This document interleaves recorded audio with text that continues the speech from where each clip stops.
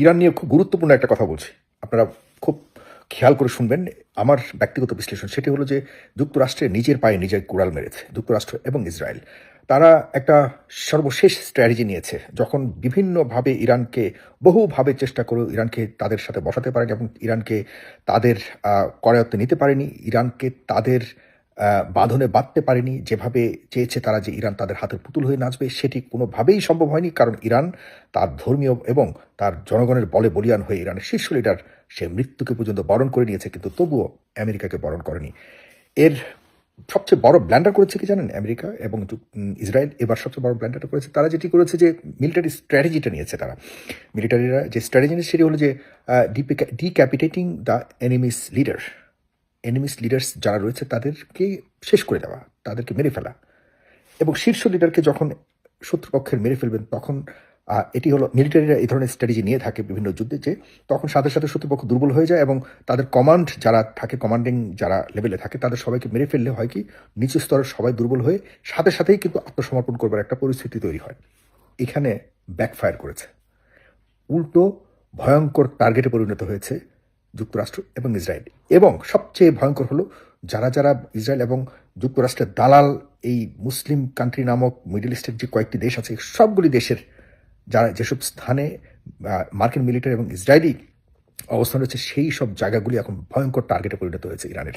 ইতিমধ্যে ইরান পাগল করে ফেলেছে প্রত্যেকটা অঞ্চলকে। আমি এতক্ষণ অনেক স্টাডি করেছি, যেখানে যেখানে প্রায় 12টা দেশে অলরেডি যুক্তরাষ্ট্র ডিক্লেয়ার করেছে তাদের যারা নাগরিকরা রয়েছে এই মিডল ইস্টের বিভিন্ন জায়গাতে, অন্তত 12টা দেশ থেকে সবাইকে ইমিডিয়েটলি লিভ করবার জন্য, ইমিডিয়েটলি ওই অঞ্চল ছাড়বার জন্য তারা বলে দিয়েছে। কতটা চাপের মধ্যে হলে দেখুন, যদি ইরান বা ইসরায়েল থেকে যদি তাদের নাগরিকদের ফিরে যেতে বলে বা চলে যেতে বলে, তাহলে একটা জিনিস হলো যে কোনো মুহূর্তে হয়তো আমেরিকান মিসাইল বা আমেরিকান অ্যাটাক এইসব অঞ্চল হতে পারে, হয়তো নিজস্ব নাগরিকদের উপরেও পড়তে পারে, সেজন্য নাগরিকদের সরে যেতে বলছে। আপনি দেখুন, এখানে কিন্তু পুরো মিডল ইস্ট থেকে চলে যেতে বলেছে নাগরিকদের। তার মানে কি? মানে হলো পুরো মিডল ইস্টে এখন ইরানের টার্গেটে পরিণত হয়েছে এবং বিশেষ করে মার্কিনিরা এবং ইসরায়েলিরা কোনো জায়গাতে আর নিরাপদ থাকবার কোনো সুযোগ নেই। আমি এই কথাগুলো বলছি, সব শেষে কিছু কথা বলবো, আপনারা অবশ্যই আমার কথাগুলো শুনবেন। সব শেষে কথাগুলো খুব গুরুত্বপূর্ণ, আমাদের নিরাপত্তার জন্য আমি বলবো। এখন কি হচ্ছে দেখুন, ইরানিরা কিন্তু কমিটেড। তারা যখন তাদের পিতাকে হারিয়ে ফেলেছে, তাদের একমাত্র গার্ডিয়ান, তাদের ভালোবাসার গার্ডিয়ান জনাব আয়াতুল্লাহ আলী খামেনিকে হারিয়ে ফেলেছে, এখন তাদের আর হারাবার কিছু নেই। যে জাতি ঐতিহ্যগতভাবে পার্সিয়ানরা কখনোই কিন্তু কোনো কিছুতে নত হবার ইতিহাস খুব কম। তাদের এই যে ব্লাড এবং তাদের যে এই ঐতিহ্যগত এবং বিশেষ করে ইসলামের যে স্পিরিটটাকে তারা ধারণ করে, তারা আল্লাহর নামে, তার ধর্মের নামে নিজের জীবনকে এবং নিজের ওয়াদাকে, নিজের পথকে, তারা ধর্মীয় পথকে যেভাবে অনুসরণ করে নিজের জীবনকে উৎসর্গ করবার মতো এতটা ডেডিকেটেড জাতি আর পৃথিবীতে দ্বিতীয়টি নেই। আর ইসরায়েল তো টেররিস্ট। তারা তো ধর্মের নামে তারা দেখা যাচ্ছে মানুষকে কাতল করবার, মানুষকে মেরে নিজেদের এই ধর্মীয় ভুয়া একটা ইতিহাসকে সামনে রেখে তারা গরিব এবং ওই অসহায় মানুষের জমা দখল করে তারা ধর্মীয় এই জায়নবাদকে স্ট্যাবলিশ করবার জন্য একটা ভুয়া স্টেটমেন্ট তারা মানুষের ইন্টারন্যাশনাল কমিউনিটির সামনে দাঁড় করিয়েছে। এটা তো কোনো ধর্মীয় কোনো গোষ্ঠী হতে পারে না, এটা কোনো রিলিজিয়াস কোনো একটা দল হতে পারে না। তারা সরাসরি ডাকাত, তারা খুনি। যাই হোক, আমি সেটা বলছি না। আমি যেটা বলতে যাচ্ছি, যে আজকের এই ভিডিওর মাধ্যমে যেটি বলতে চাই, এটি হলো যে আর কোনোভাবে ইরানকে পিছু হটবার কোনো সুযোগ রাখেনি যুক্তরাষ্ট্র এবং ইসরায়েল, এবং ইরানও আর পিছু হটবে না। কারণ হলো আজকে ইরানের যে নিরাপত্তা সচিব কিন্তু আজকে স্পষ্টভাবে বলে দিয়েছে যে তারা লং টাইম এবং লম্বা সময়ের জন্য তারা কিন্তু যুদ্ধের জন্য প্রস্তুত। আপনি ভালো করে জানেন, গতকালকে ইউরোপিয়ান শক্তিশালী 2-3টা যে দেশ রয়েছে, জার্মানি, ফ্রান্স এবং যুক্তরাজ্য, তারা কিন্তু বলেছিল যে আমেরিকা এবং ইসরায়েলের সাথে তারা ইরানকে হামলা করে ইরানকে আক্রমণ করবে।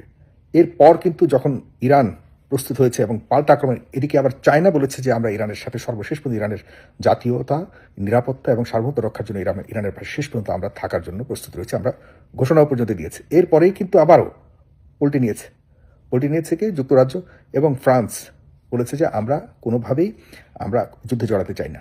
তারা কিন্তু তাদের অবস্থা থেকে ফেরত চলে গেছে। স্পেন সরাসরি বলে দিয়েছে যে আমরা আমাদের কোনো স্পেস ব্যবহার করতে দিব না ইরানকে অ্যাটাক করবার জন্য, আমেরিকাকে দিবে না। অলরেডি যুক্তরাজ্যে কিন্তু যুক্তরাজ্যের প্রধানমন্ত্রী ভয়ঙ্কর চাপের মধ্যে পড়েছে নিজের দেশের মানুষের সামনে, যেহেতু সে তার দেশের ঘাঁটি ব্যবহার করতে দিয়েছে আমেরিকাকে। সুতরাং আমি দেখুন, সর্বপ্রথম এটাই বলতে চাই এবং সর্বশেষ এটাই বলবো, অলরেডি ইরানের জয় হয়ে গেছে। ইরানের জয় হয়ে গেছে। এমন একটা দেশের যে শীর্ষ নেতা, যে মৃত্যু পর্যন্ত আমেরিকার কোনো শক্তির কাছে এতবার আঘাত এসছে, তারপরে মাথা নত করেনি। এর চেয়ে বড় জয় আর কি হতে পারে? এভাবে আপনি অনেকগুলি দেশ, আশপাশের সবগুলি দেশকে আপনি আপনার পাওয়ার খাটিয়ে কারো উপরে, কারো অসহায়ের উপরে আপনি যদি জোর খাটিয়ে তাকে মেরে ফেলতে চান, সেটির কি জয় বলে না? জয় তো সেটি যে তার মাথা নত না করেও যে সামনাসামনি যুদ্ধে বুক চিতিয়ে দিয়ে মৃত্যুবরণ করে, তাদেরই জয় হয় এবং সেটি হয়েছে। আমরা ধর্মের বিষয়টা এখানে গুরুত্ব না, আপনারা মাথায় রাখবেন। আমাদের মুসলিম মানুষ, ইসলাম ধর্মের যারা ফলোয়ার্সরা আছে, তাদেরকে মানে বিভক্তি করবার জন্য কিছু কিছু ইস্যু আমাদের ধর্মীয় ইস্যুকে সামনে রেখেছে। দেখুন, এগুলির কারণে আমরা যেন বিভক্তি থাকি, আমরা যেন কোনোভাবেই তার, এটাই যদি হয়ে থাকে, তাহলে কোন ধর্মের আলোকে এই যে আমাদের সুন্নি দেশগুলি আছে, তারা কোন ধর্মের আলোকে এই বিধর্মীদেরকে, আপনাদের ভাষায় আমাদের বিধর্মীদের কাছে গিয়ে গিয়ে বসে থাকে? বিধর্মী কিন্তু আমাদের সকল সম্পদ। বলতে পারেন যে আমরা যারা এই এই ধর্মের, সুন্নি ধর্মের অনুসারী আছি, এই সুন্নি ধর্ম যেসব বড় বড় উন্নত দেশগুলি আছে, এগুলিতে গেলে আমাদেরকে কোনোভাবে মূল্য দেয়? বলুন, কোনোভাবে মূল্য দেয় না। এখানে কোনো কিছু নেই, এখানে শুধুমাত্র টাকা, টাকা, টাকা। অর্থ যার কাছে আছে সেই শক্তিশালী। তারা এখানে ধর্মটাকে জাস্ট ইউটিলাইজ করে কোনো রকম আমাদেরকে বিভ্রান্ত একটা জায়গাতে রেখেছে। আমরা অবশ্যই সেখান থেকে বের হয়ে আমরা ধর্মের ঊর্ধ্বে গিয়ে, ধর্মের ঊর্ধ্বে যাওয়ার তো কোনো সুযোগ নেই। আমি বলতে চাচ্ছি যে ধর্মীয় যে এই বিভক্তির ঊর্ধ্বে গিয়ে আমাদেরকে অবশ্যই যারা ইসলামের নামে ন্যূনতম, যাদের ইসলামকে বিশ্বাস করে, ন্যূনতম বিশ্বাস করে, তাদের পাশে দাঁড়াতে হবে। কারণ হলো আমরা কোনোভাবেই ধর্মকে যারা পুঁজি করে অর্থকে আত্মসাৎ করবার জন্য যেসব দেশগুলি রয়েছে, এই মিডল ইস্টের কয়েকটা দেশ, যারা পশ্চিমাদের কাছে, পায়ের কাছে গিয়ে কুকুরের মতো বসে থাকে, তাদের বিরুদ্ধে আমাদেরকে দাঁড়াতে হবে এবং তাদেরকে বলতে হবে যে তোমরা ভুল করছো, তোমরা আমাদের ধর্মটাকেও বিকৃত করছো। আর সর্বশেষ সেটা বলতে চাই যে আমাদের বাংলাদেশের নিরাপত্তা নিয়ে আমি খুব ভয়ঙ্করভাবে চিন্তিত। দেখুন, আস্তে আস্তে যুদ্ধ কিন্তু তৃতীয় বিশ্বযুদ্ধে যে কোনো সময় লেগে যেতে পারে, যে কোনো সময় লেগে যেতে পারে, যদি এদিকে রাশিয়া এবং চীন সম্পৃক্ত হয়ে যায়।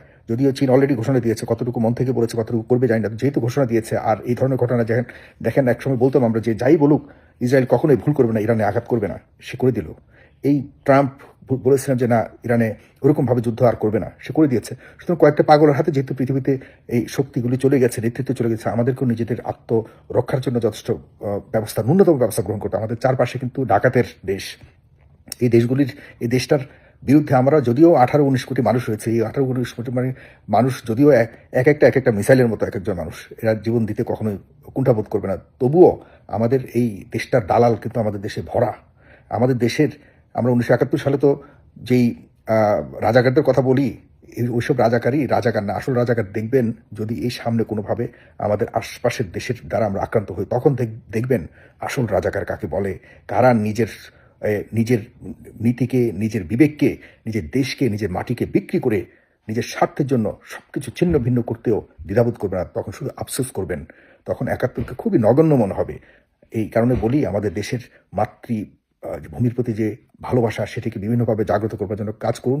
যারা এই স্টুডেন্টসরা রয়েছে, এই প্রজন্মের যারা যুবকরা রয়েছে, তাদেরকে ভালোভাবে মিলিটারি প্রশিক্ষণ দেওয়ার ব্যবস্থা করুন এবং অবশ্যই আমাদের যে অস্ত্র, গোলাবারুদগুলি আছে বা আছে, এগুলিকে আরও বেশি সমৃদ্ধ করতে হবে। বিশেষ করে ট্রেনিং নিতে হবে, আমাদের ক্যাডেট সংখ্যা বেশি বাড়াতে হবে, ক্যাডেট ট্রেনিংগুলি বাড়াতে হবে এবং অবশ্যই আমাদের উন্নত কয়েকটা দেশ, যেগুলি খুব শক্তিশালী, আশপাশে যেসব বিভিন্ন দেশ রয়েছে, এদের সাথে আমাদের একটা ব্যালেন্সড সম্পর্ক রাখতে হবে। এবং অবশ্যই যেটি করতে হবে, এটি হলো যে আমাদের ভারতের ব্যাপারে একটা পলিসি ঠিক করতে হবে।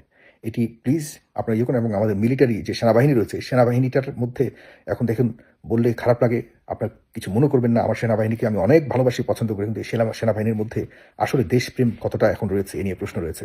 এখন যদি যুদ্ধ বাধে, এই সেনাবাহিনী কতটা নিজেদের জীবনকে বাজি রেখে দেশের জন্য প্রাণ দিতে যুদ্ধে ঝাঁপিয়ে পড়বে, এ নিয়ে সংশয় আছে এখনো পর্যন্ত। যদিও কিঞ্চিত আছে, যদি আমি মনে করি, এখনো বিশ্বাস করি, জীবন প্রাণ দিয়ে আমাদের সেনাবাহিনী আমাদের দেশের জন্য প্রাণ দেবে। কিন্তু তবুও সংশয় রেখেছে, কারণ সেনাবাহিনীর মধ্যে এখন মানে কি বলবো, অনেক বেশি সম্পদশালী হয়ে গেছে। সম্পদশালী যারা থাকে, তারা কখনো জীবনের, দেশের জন্য এবং সার্বভৌমত্বের জন্য জীবন দিতে দ্বিধাবোধ করে, কারণ তারা সম্পদশালী হয়ে গিয়ে সম্পদের প্রতি তাদের একটা টান হয়ে যায়। এ কারণে আমি বলবো, এই মুষ্টিমেয় কিছু কিছু এরকম মানসিকতা যারা আছে, তাদেরকে সরিয়ে দিয়ে যারা আসলে দেশের জন্য কাজ করতে চায়, তাদেরকেই মিলিটারিতে ভালো একটা অবস্থানে দিন এবং আমাদেরকে প্রশিক্ষণের মাধ্যমে একটা ভালো মিলিটারি বাহিনী তৈরি করুন। ধন্যবাদ সবাইকে। সালাম।